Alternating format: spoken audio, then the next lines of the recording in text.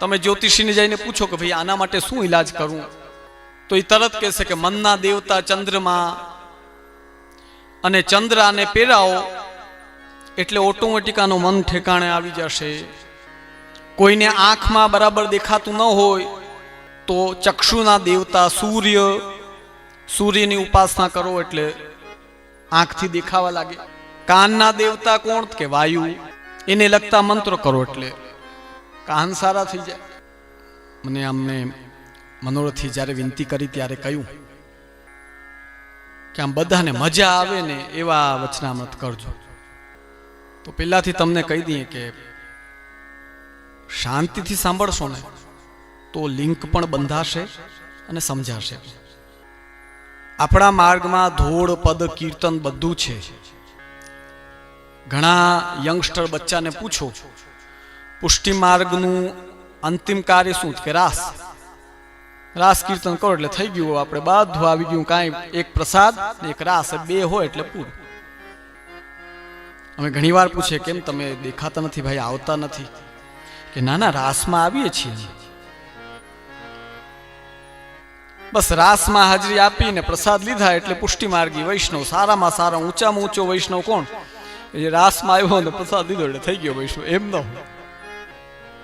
જેમ સ્કૂલમાં જાઓ તો કેમ રોજ જવું પડે, રોજ પઢાઈ કરવી પડે, રોજ માથો મારવો પડે, રોજ ગલતી કરો તો ઓલા મુર્ગા બનીને ઊભું પડે.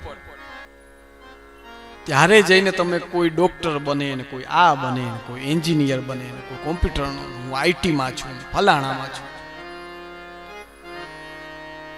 માથો માર્યા વિના અને મહેનત કર્યા વિના લૌકિક વસ્તુઓ પણ નથી મળતી. તો અલૌકિક એવા પ્રભુને પ્રાપ્ત કરવા હોય તો થોડા તો સ્થિર થઈને બેસવું પડે વૈષ્ણવ.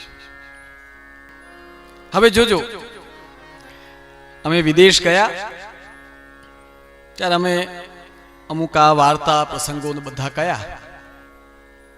એટલે એક બિચારો બહુ આમ ભાવવાળો છોકરો હતો, પણ ભણેલો ગણેલો. એટલે મને આવીને પ્રશ્ન કર્યો શું રીઝન આ 11-12 સખાઓ બધા અને બીજા બધા મિત્રો અને આટલા બધા ગોપિકાઓ ને આ ત્યાં એકત્રિત થયા ને 11 વર્ષ ને 52 દિવસનો સમયગાળો વિતાવ્યો, એમાં શું છે? આવો પ્રશ્ન કર્યો. ત્યારે અમારે એને જવાબ દેવો પડ્યો કે ભાઈ, સૌથી પહેલા જ્યારે આ સંસાર કાંઈ નહોતું ત્યારે ભગવાન એકલા હતા. આપ યોગ નિદ્રામાં પોઢ્યા હતા ત્યારે આપણે શ્વાસમાં કેમ આ થાય ને, બ્રીધિંગ કીએ ને, શું કીએ? હે, હા, શ્વાસોશ્વાસ આપણે લઈએ ને. એમ યોગ નિદ્રામાં ક્ષીરસાગરમાં પ્રભુ પોઢ્યા હતા ત્યારે શ્વાસોશ્વાસ લીધા. તેમાંથી વેદ અને શ્રુતિઓનો પ્રાગટ્ય થયો. એમાં વેદના મંત્રો છે એ બધા આ વ્રજના ગોપો, અને વેદની શ્રુતિઓ છે એ બધી ગોપિકાઓ. અને પોતાના પ્રસન્નતા માટે એમને સારસ્વત કલ્પમાં વ્રજમાં મોકલીને પોતે ત્યાં પધારીને તે વખતના મનુષ્યોને પરમ સુખ દેવા માટેનો જે ભગવાનનો પ્રયત્ન, તે આ વ્રજ લીલા, બીજું શું? ધ્યાનમાં આવ્યું ને? એટલે આ ગોપ જે કઈ હું તમને બતાવી રહ્યો છું એ કોઈ સાદા નથી. તમને ગોર બાપા લગન વખતે જે મંત્ર બોલાવીને અજાણ્યા બે પુરુષ સ્ત્રી બેયને બાંધે છે કે નાથી ખબર છે? મંત્રોથી કરે છે કે નહીં? જે મંત્રોથી આપણે આપણા સંસારના 16 સંસ્કાર કરીએ છીએ એ વૈદિક મંત્રોનો સ્વરૂપ કોણ છે? તો આ ભગવાનના મિત્ર એવા આ બધા ગોપ, આ ગ્વાલો. અને ગોપિકાઓ કોઈ સાદી સ્ત્રીઓ નથી. ભગવાનના મહાત્મ્યનું વર્ણન કરવા માટે જે શ્રુતિઓ ગવાઈ ઉપનિષદમાં, એ શ્રુતિઓના એક શ્રુતિઓના સ્વરૂપ રૂપ કોણ છે? વ્રજની આટલી બધી ગોપિકાઓ. વિચાર કરો કે જે વેદના મંત્રો તમે શીખીને જો વિધિવત શીખીને કરો ને, ધન લક્ષ્મી સુખ આદિ જેટલું દુનિયામાં બતાવેલું છે, જેટલું જાગ જમાડ વાળું છે, એ બધું આ મંત્રો દ્વારા આમ ચપટીમાં પ્રાપ્ત થાય. પણ શીખવા પડે, એમને એમ કાંઈ ન થાય. ઈ મંત્રોની મૂર્તિ રૂપ જીવતા જાગતા સ્વરૂપ કોણ છે? ઠાકુરજીના બધા મિત્રો. વિચાર તો કરો. હવે પ્રશ્ન આવ્યો કે આ કામ શું કરે? ભાઈ આમનું કેમ વર્ણન સાંભળવું, શું આવશ્યકતા છે? તો ધ્યાન દેજો. કોઈ જ્યોતિષીને પૂછજો તમે. આજકાલ તો હવે બધા જ્યોતિષ કરતા હોય છે. આજકાલ વધી ગયું છે થોડું જ્યોતિષનું, કઈ ખોટું નથી, શાસ્ત્ર છે. પણ જ્યોતિષ શાસ્ત્રમાં પૂછજો કે કોઈ નબળો, મનથી નબળો છોકરો હોય, તમે જ્યોતિષીને જઈને પૂછો કે ભાઈ આના માટે શું ઈલાજ કરવું, તો એ તરત કહેશે કે મનના દેવતા ચંદ્રમાં અને ચંદ્ર આને પહેરાવો એટલે ઓટોમેટિક આનું મન ઠેકાણે આવી જશે. કોઈને આંખમાં બરાબર દેખાતું ન હોય તો ચક્ષુના દેવતા સૂર્યની ઉપાસના કરો એટલે આંખથી દેખાવા લાગે. કાનના દેવતા કોણ? કે વાયુ, એને લગતા મંત્રો કરો એટલે કાન સારા થઈ જાય.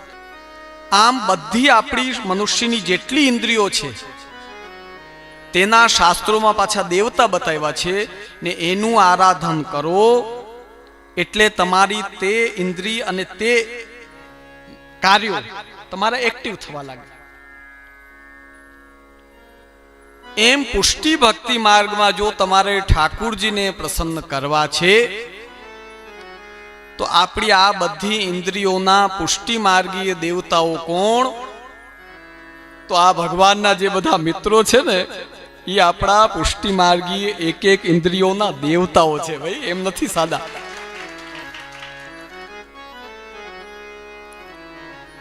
ધ્યાનમાં આવ્યું?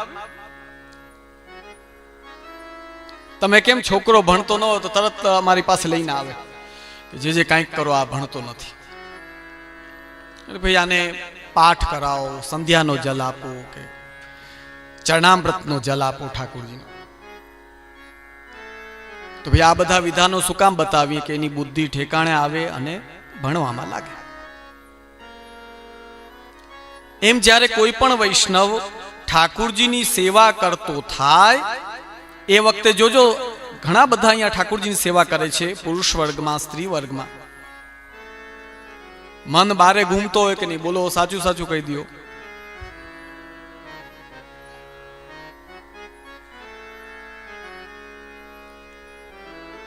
ઘણા એમ કે જે સેવામાં મન નથી લાગતું, આપ કંઈક આશીર્વાદ આપો. કોઈ એમ કેવા ના આવ્યો મને ક્યારે કે જે મોબાઈલમાં મન નથી લાગતું કંઈક આશીર્વાદ દો. કોઈ ન કહે. બોલો, મોબાઈલમાં તો મન લાગે છે. બોલો, સમસ્યા ક્યાં આવે? જપ કરવા બેઠો, પાઠ કરવા બેસો, સત્સંગમાં બેસો, ભગવત નામ લ્યો, ભગવત સેવા કરો. બધા અમને આવીને કહે કે જે મન નથી લાગતું, સેવામાં મન નથી લાગતું. આ સખાઓની જ્યારે આપણા ઉપર કૃપા થાય તો આપણી જે આ એકાદશ ઇન્દ્રિય છે, 5 કર્મેન્દ્રિય, 5 જ્ઞાનેન્દ્રિય અને 1 મન, આ સખાઓની કૃપા થાય ને આમને આપણા ઉપર દયા આવે તો આ જે આપણી ઇન્દ્રિયો હઠાત લૌકિકમાં જાતી હોય તેને ખેંચીને ઠાકુરજીમાં લાવીને લગાડે. આ વૈશિષ્ટ્ય આચાર્ય ચરણ શ્રી મહાપ્રભુજીએ ભાગવતજી ઉપર સુબોધનીજી લખ્યા છે અને 10મા સ્કંધના 22મા અધ્યાયમાં આ બધા સખાઓના નામ આપે વ્યાસજીએ જે કહ્યા એ નામના સુબોધનીજીમાં શ્રી મહાપ્રભુજી આજ્ઞા કરે છે.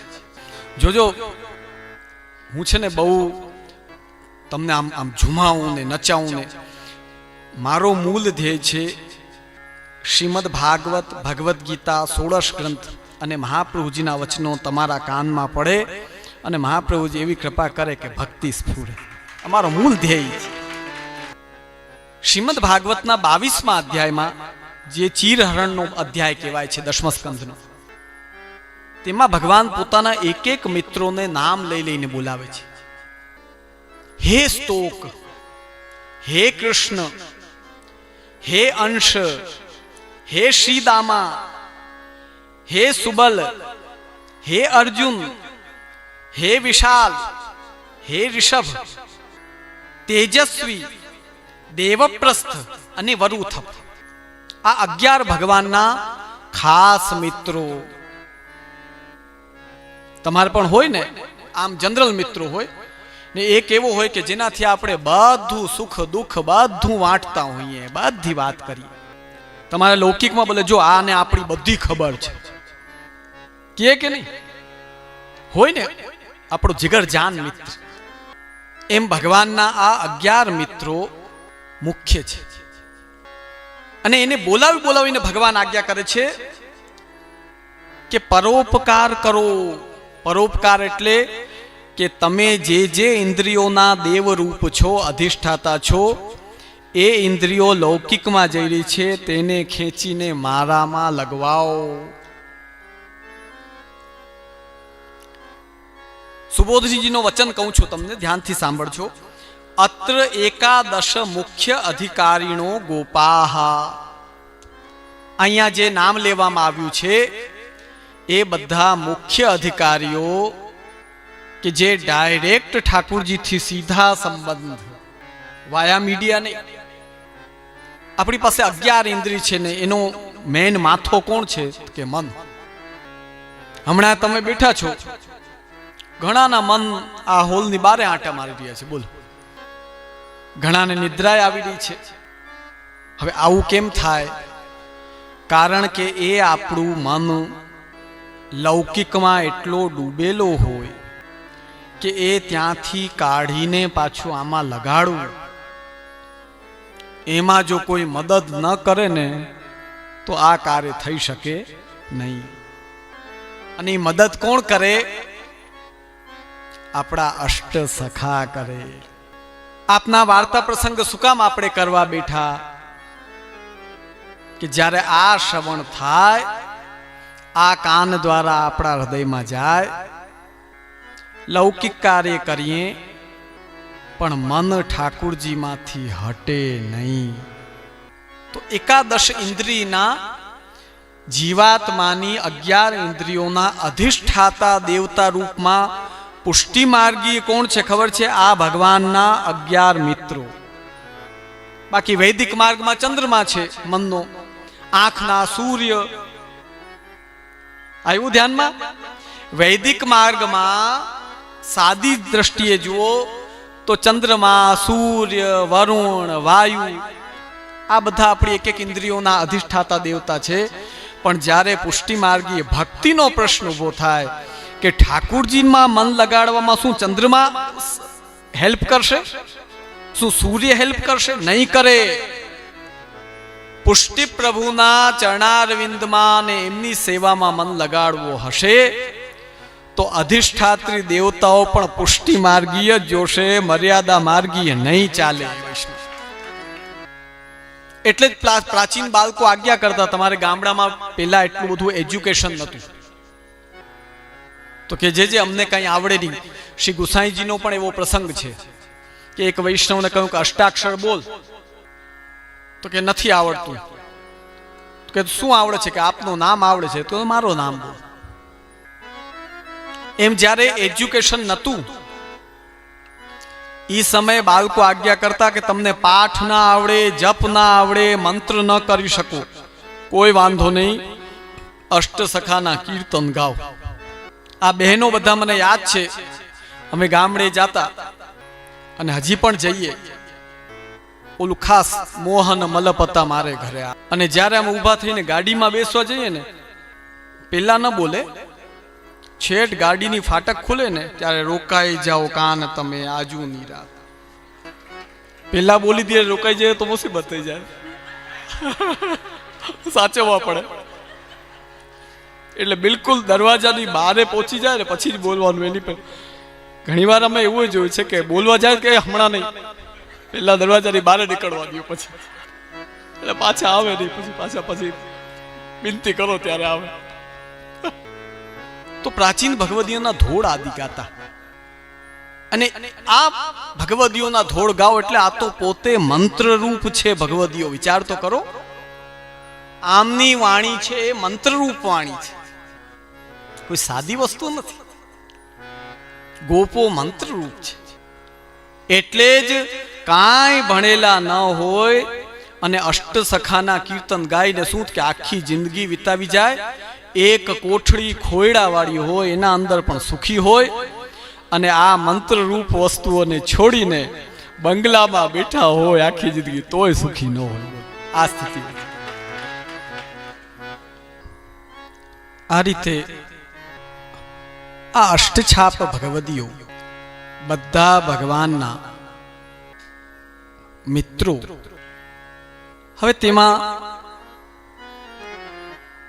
પ્રથમ આપણે ભક્ત કવિ સૂરદાસજીનો પ્રસંગ તેનાથી પ્રારંભ કરશું. 11 સખાઓમાં કૃષ્ણ સખા, એમનું પ્રાગટ્ય કોણ? સૂરદાસજી. શ્રી મહાપ્રભુજી ત્યાં સુબોધીજીમાં આજ્ઞા કરે છે કે ભગવાનનો કૃષ્ણ નામ પડ્યો ને એટલે વ્રજના ગોપોએ પોતાના દીકરામાં અમુક જણાએ કૃષ્ણ નામ રાખ્યું. સખી સ્વરૂપ સૂરદાસજીનો એ છે ચંપકલતા સખી. દિલ્હી પાસે સિંહી ગામ છે, જ્યાં પરીક્ષિતના પુત્ર જન્મેજે સર્પ યજ્ઞ કર્યો. એને સમાચાર મળ્યા કે તક્ષક નાગે મારા પિતાને દંશ આપ્યો અને મારા પિતા મૃત્યુ પામ્યા. એટલે ઋષિઓને બોલાવ્યા, યાજ્ઞિકોને બોલાવ્યા, કે આપણે સર્પ જોઈએ જ નહીં, બધાને નિપટાવી નાખવા છે. અરે કે આવું ન કરાય, બધાએ એકવાર તો સમજાયું કે ના કરવું છે એટલે કરવું જ છે. એટલે યજ્ઞનું આયોજન કર્યું, અને જેમ જેમ આહુતિ દે એમ આવીને સર્પ, સાપ, તમારે ગામડામાં પૈડકું કીએ ને, પૈડકું, અમે તો હવે અહીંયા રહીએ એટલે બધી ખબર હોય, કાયડો કીએ, પૈડકું કીએ, એવું બધું કીએ. ધડાધડ યજ્ઞમાં સર્પ આવવાના ચાલુ થયા. પછી જન્મે જે યાજ્ઞિકોને કહ્યું કે ભાઈ જેણે મેન માર્યું છે એ તો હજી બાકી છે, તક્ષકને લાવો. નહીં ચાલે, તક્ષક તો જોશે જ, મેન કિરદાર, મેન તો વ્યક્તિ બાકી છે જ. એટલે આહુતિ મંત્ર બોલ્યા કે ભાઈ આવતો નથી. કેમ નથી આવતો? તો કે ઇન્દ્રના સિંહાસન સાથે વીંટળાઈને બેઠો છે એટલે આવતો નથી. જન્મે જે ગજબ દો એ કે તો ઇન્દ્ર સહિત આવવા દો, કે ઝંઝટ હતી, એકલાને નહીં. સહેન્દ્રમ તક્ષકમ, એકલો નથી આવતો તો જેની સાથે વીંટળાયેલો છે એના સહિત આવવા દો. એ ઇન્દ્રે કહ્યું ભાઈ મારો શું દોષ છે? તક્ષક તારા પિતાને કાઢ્યો, તક્ષક આવીને મારા સિંહાસનથી લપેટાયો, તક્ષકને તારે હોમ કરવો છે, એમાં તું મારો વારો શું કામ લે છે? એ કે પણ તમારા સિંહાસનથી છે એટલે વિનંતી કરી કે ઇન્દ્ર સહિત આવવા દો તક્ષક. પછી ઋષિઓ સમજાયું કે આ ન કરાય. જે ભગવાને મોકલેલા છે એ બધાને મારવાનો આપણને અધિકાર નથી. આ યજ્ઞ જ્યાં કર્યો તો એ ગામનું નામ શું છે? સિંહી ગામ. ત્યાં સૂરદાસજી, એક સારસ્વત બ્રાહ્મણને ત્યાં સૂરદાસજીનો જન્મ થયો, અને જન્મથી જ અંધ હતા, દિવ્ય ચક્ષુ હતા. સૂરદાસ કોને કહેવાય? કે જેને આ આપણી બ્લાઇન્ડ કેને કહેવાય? કે જેને આંખ હોય પણ દેખાતું ન હોય. પણ સૂર કેને કહેવાય ખબર છે? કે આંખની જગ્યાએ ચામડી જ હોય, કાંઈ હોય જ નહીં. તો એક તો એમના પિતા ગરીબ, ઉપરથી સંતાન કેવી થઈ કે જે કમાવી શકે નહીં. લૌકિકનો શું કાયદો છે બોલો? કે સંતાન પણ આપણને ત્યાં સુધી જ પ્યારી હોય કે જ્યાં સુધી કયામાં રહે અને કમાવીને લાય. કેટલોય ભણાવને જો બેઠો રહીએ તો જન્મ દેવાવાળી માં છે ને એ પણ એમ કહેશે કે જો ને આ અમારે એવો નબળો બેઠો રહીએ ઘરમાં, કાંઈ કરતો નથી, કાંઈ સાચવતો નથી. છે કે નહીં હકીકત? હમણાં કમાતો વ્યક્તિઓ એ 8 દિવસ ઘરમાં બેસે ને તો ઘરવાળા કે હવે ભાવ જાઓ ને ભાઈ, તમે ધંધે જાઓ ને, અહીં માથે ને માથે બેઠા છો. કે નહીં બોલો? આખો દિવસ કોઈને નથી ગમતા હો ભાઈ, સમજી લેજો, હકીકત કહું છું. માથે ને માથે બેસે એ બિલકુલ ન ફાવે. મૂંગે મોઢે બેઠે બેસે તો ગમે, પણ ટક ટક કરતા રહે તો બિલકુલ ના ગમે.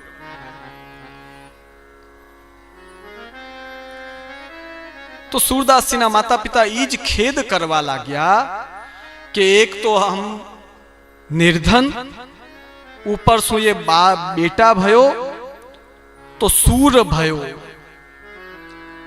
વાર્તાજીમાં લખે છે सूर કાકુ કહે જાકે નેત્ર ही ના હોય, નેત્ર જ નહીં, અહીંયા ચામડી જ હોય ખાલી, આંખ જ ન હોય. सूरदासजी પાસે કલા કંઈક હતી તો એ હતી ગાયન કલા. બહુ જોરદાર, એવું સુંદર ગાતા.